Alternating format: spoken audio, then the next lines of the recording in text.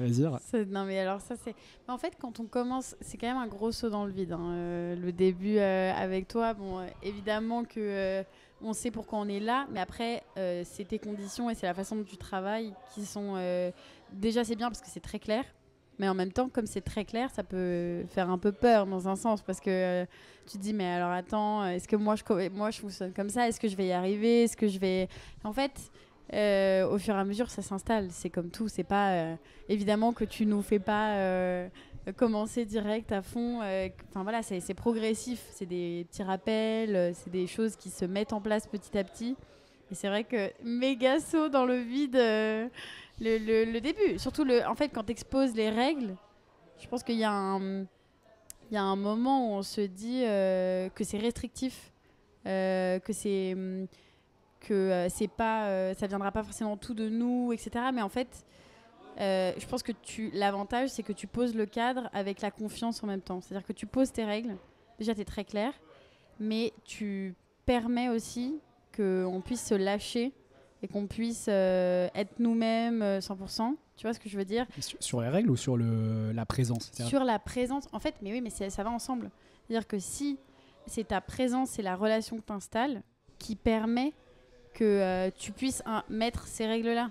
Parce qu'en fait, du coup, on peut se laisser aller, on peut ne pas se juger, qui est quand même... c'est un peu la base quand même de cette relation. Mais quand même. oui, mais c'est la base, mais n'empêche que c'est pas évident, parce que dans la plupart des relations, même avec des gens très proches, bah, t'as pas ce contexte-là de quelqu'un qui te dit mais non, mais il n'y a pas de jugement en fait. C'est plus facile, je pense, avec moi qu'avec des proches. On n'a pas d'histoire en commun. On démarre avec Évidemment. une feuille blanche, donc pas de passé gênant. Mais c'est pas si facile quand tu rencontres quelqu'un de se dire qu'en fait, il n'y aura pas de jugement.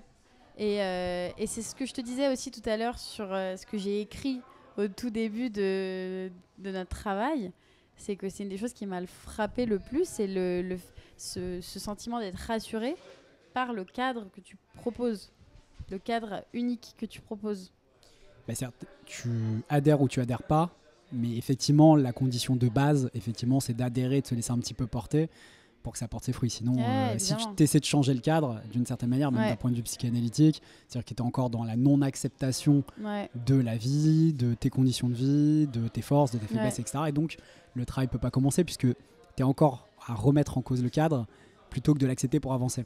Donc effectivement, l'intérêt aussi pour moi et puis pour les personnes que j'accompagne de le poser très fortement dès le départ, c'est il y a un cadre, dans ce cadre, on va faire des trucs de dingue, mais il faut déjà commencer par l'accepter. Si les gens ne l'acceptent pas, c'est aussi un test de est-ce qu'ils sont prêts ou pas à travailler ensemble. Ouais, bien sûr. Et en plus, je pense qu'il y a autre chose, c'est que tu peux imposer tes règles parce que si les gens suivent, c'est parce qu'ils ont vraiment envie de le faire. Ouais, c'est ça.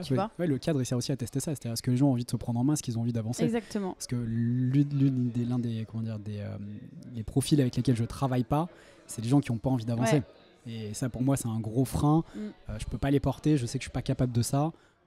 D'où l'importance d'être très clair, parce qu'en fait, tu vois tout de suite.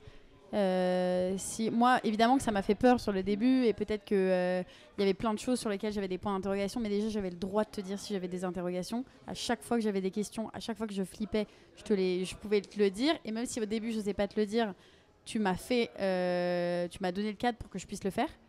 Mais j'avais vraiment envie. Donc même si j'étais flippée, bah j'y allais quoi. C'est les belles relations ambivalentes. Ça te fait peur, mais t'as quand même envie d'y aller. Je reviens sur un autre truc que tu as dit qui m'a fait beaucoup rire un peu dans nos conversations off. À quel moment tu as compris qu'il fallait réaliser le curseur de 70% de mon exigence? Parce que moi-même, je cherche pas, parce que c'est un truc qui est hyper important qu'on travaille avec moi, je pense. Je suis un over-exigeant, ça c'est clair. Et donc c'est aussi finalement de mettre la barre très très haut, à la fois dans l'ambition d'équilibre personnel, de réalisation, de bonheur, de nouveautés, de relations sociales riches, etc. etc. Le curseur il est toujours à 5000%. En revanche, même moi, j'essaie d'en atteindre 70-80 la plupart du temps. Donc à quel moment tu te dis en fait je vais essayer de réaliser 70, c'est incroyable? Parce que, alors je pense que c'est venu progressivement, mais c'est devenu très clair quand on a commencé à utiliser les outils. Parce que sur chaque outil que tu m'as présenté, à chaque fois que je commençais à travailler dessus, je peux les citer? Oui, vas-y. Okay. Quand on a commencé à travailler sur la bucket list, sur la carte mentale, etc., à chaque fois, je commençais et puis je buguais. c'était trop dur parce que je voyais le truc et je m'en faisais un pataquès et tout. Et en fait, tu me disais, vas-y, fonce, il faut que tu essayes, il faut que tu te forces, que tu te mettes dessus, simplement sans te juger, etc. Et en fait, c'est en travaillant là-dessus sur ces outils que moi, je me mettais à 100% dessus, je donnais tout ce que je pouvais. Et j'avais parfois l'impression que j'allais pas donner assez. Et en fait, c'est pendant les séances que je me dis, et je voyais les retours que tu faisais sur mon travail. En fait, je me disais, mais en fait, il fait exprès de mettre la barre très très haute parce que du coup, moi, je produis tout ce que je peux produire et après, on garde le meilleur. Enfin, on garde ce qu'il faut, quoi. Ouais, puis d'une certaine manière, les outils, ils instaurent dès le départ une sorte de logique de joueur de tennis ou de joueur de foot ou de sportif de haut niveau. Ouais. C'est-à-dire que effectivement, l'enjeu, c'est de perpétuellement être meilleur, mais sauf que les outils, ils demandent qu'à chaque itération, tu donnes le meilleur de toi-même pour que, au moment clé, tu sois très très forte, pour que les joueurs soient les plus forts au moment clé pendant les matchs. Ouais. Pour autant, c'est le travail d'une vie. Et d'ailleurs, les outils, l'une des choses dont je suis le plus fier, c'est que finalement, tu y reviens maintenant toi naturellement et tu as compris qu'effectivement, tu vas les utiliser toute ta vie. Ouais. Il ne s'agit pas d'avoir un truc fini, propre. Si le truc est fini et propre, c'est que tu as arrêté de vivre. Ouais. Et théoriquement, tant que tu es en mouvement dans ta vie, effectivement, les outils vont toujours être actualisés, tu vas toujours aller chercher des nouveaux accomplissements. Ouais.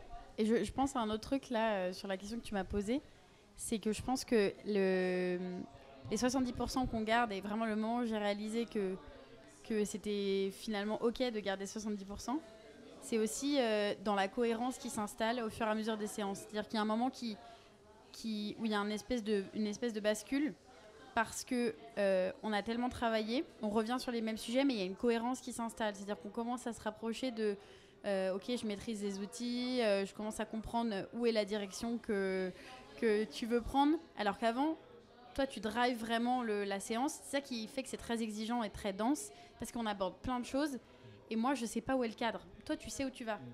Tu vois, tu poses le cadre, mais moi, du coup, c'est à mon rythme, donc c'est perturbant, vu que c'est pas ton rythme, tu sais pas ce qui va se passer quand on va te demander de l'énergie, etc., etc. Et avec le temps, en fait, la cohérence s'installe, tu sais où tu vas, on prend ta direction, mais avec notre vécu, quoi. Et là, c'est là où on comprend que elle est là la barre qu'il faut garder. En fait, elle est là l'exigence. Tu vois ce que je veux dire ? Ouais, complètement. Et puis en vrai, ça marche pour tout le reste. C'est-à-dire qu'en vrai, dans la vie, c'est pareil. Si tu fais du 70%, tout est OK. C'est exactement ça, ouais. Alors, dernier point d'admiration, le fait de faire confiance à l'inconnu, de lâcher prise, de te laisser complètement porter par quelqu'un dans une direction, c'est une pure forme de lâcher prise. Oui, complètement. Qui repose sur la confiance dans l'autre, mais qui te demande aussi à toi de te faire confiance. Ouais. Mais c'est le pas que tu décides de faire quand tu commences à entamer un travail comme ça, en fait. C'est que oui, tu fais confiance à la personne qui t'accompagne, mais si tu te prends en main pour faire ce travail, peu importe la personne avec qui tu travailles, ça veut dire que tu as déjà fait un pas vers toi-même en te disant, bah voilà, c'est ça la direction que je veux prendre, c'est sur ces choses que je veux travailler, c'est sur moi que je veux investir, on en parlait tout à l'heure. Ouais, le gros investissement, l'investissement le plus important. Ouais. Et ouais, bien sûr. Et c'est peut-être pas conscient sur le moment, mais c'est évident quand tu commences, maintenant avec quelques mois de recul, c'est évident que je me suis tendu la main au moment où j'ai commencé à travailler avec toi. Parce que... Alors du coup, si je reviens là-dessus, moi j'ai l'impression que tu t'es tendu la main au moment où tu m'as écrit, en fait. Parce que c'est ma théorie personnelle, mais ma théorie, c'est que le plus difficile, c'est de décider les choses. Une fois que tu as décidé les choses, finalement, la première action, puis mettre en place, puis les itérations, c'est pas tant difficile que ça en termes d'effort mental et en termes de réalisation, mais le fait de les décider, c'est-à-dire dans ton fort intérieur, de te dire que c'est ça que tu allais faire et que tu vas le faire, paradoxalement, ça paraît immense, j'ai l'impression. Une fois qu'on a fait ça, donc pour moi, vraiment, l'élément clé, il y en a deux. C'est quand tu m'as envoyé un premier message, tu m'as demandé est-ce qu'on pouvait se voir, etc. Et quand on s'est parlé pour la première fois, parce que là, il y a fit ou il n'y a pas fit. Et c'était le deal dès le départ, qu'il fallait que toi t'envies, il fallait que j'envie. Bon, comme il y a eu fit, on est là. Tu veux raconter, du coup, la première fois qu'on s'est parlé parce que là, c'est un choc. Tu me racontais tout à l'heure en off, mais c'est très, très drôle quand même. C'est énorme. Mais parce que aussi, il y avait un gros décalage sur l'environnement dans lequel j'étais. Quand on s'est parlé pour la première fois, moi, j'étais à l'étranger, j'étais au Brésil. J'étais sur la plage complètement paradisiaque, je faisais du kite. Et j'avais ramené mon ordi pour l'occasion. J'avais pas touché à mon ordi pendant 3 semaines. Et bon, il y avait ce Zoom qu'il fallait que je fasse et je savais que c'était important. Donc, il y avait quand même un truc de ça va rythmer ma journée, ça va être décisif. T'as quand même senti que c'était un moment clé pour toi? Ça, c'était évident. Et c'est pour ça que, j'ai ramené mon ordi là-bas. Enfin, voilà, c'était vraiment... Je savais qu'il fallait que... D'ailleurs, j'en avais parlé. Je t'avais pas rencontré. J'étais avec des gens et je leur avais dit, là, j'ai un call. C'est important. C'est très drôle. Tu avais senti l'instant, c'est drôle. Et ces mêmes personnes qui étaient là, j'ai continué à avoir des longs rapports avec eux après ça. Et je leur en ai reparlé, on en a reparlé. Je leur ai dit, tu te souviens le Zoom que j'ai eu sur la plage de Jericoacoara au Brésil? Et bah voilà, aujourd'hui, voilà où ça m'a amené. Donc c'est fou. Et en fait, on a fait un Zoom, on a commencé, c'était très au début basique de tu me poses les questions, tu poses des questions de voilà, qu'est-ce que tu fais, où tu en es, etc. Mais ça va très vite dans le plus important. Tu vas quand même très vite. Alors du coup, avant de rentrer dans le plus important, du coup, si je fais, parce que comme c'est naturel, je fais juste une intro pour les gens qui vont nous écouter. Sûr, donc là, on en est arrivé à... J'ai dit ce que j'admirais de toi dans la démarche, parce qu'il y a plein d'autres choses que j'admire, évidemment, tu le sais. On s'est rencontrés parce que du coup, j'ai le droit de dire que j'ai accompagné ton frère. Bien sûr. Voilà. Donc j'ai accompagné ton frère il y a quelques années. Il t'a donné mon contact. Tu m'as écrit. On s'est rencontrés. Donc du coup, ce que tu viens de raconter par Zoom quand tu étais au Brésil. Alors, je te donne mon sentiment et ensuite tu complètes parce que ce qui m'intéresse, c'est en vrai, c'est ton sentiment. Tu étais en fin de premier cycle universitaire. Tu te posais des questions sur l'année prochaine, sur l'année de césure que tu as envie de réaliser. Qu'est-ce que tu as envie d'aller y chercher? Tu voulais faire le point. Moi, c'est ce que j'ai retenu, je crois, à l'époque. Et après, je serais curieux. Et après, du coup, toi, qu'est-ce que tu t'es dit? Qu'est-ce que tu recherchais d'autre? Alors, moi, je pense que je me posais déjà des questions depuis un moment. Je savais que j'allais arriver à un moment où j'avais envie d'être accompagnée. Mais je savais aussi que j'allais être exigeante sur la façon dont j'allais être accompagnée. Et donc, j'avais commencé déjà à regarder, à faire mes petites pistes, à envisager des options, etc. un peu de mon côté, parce que je me disais, si j'arrive pas à trouver un fit, va falloir que je me débrouille toute seule.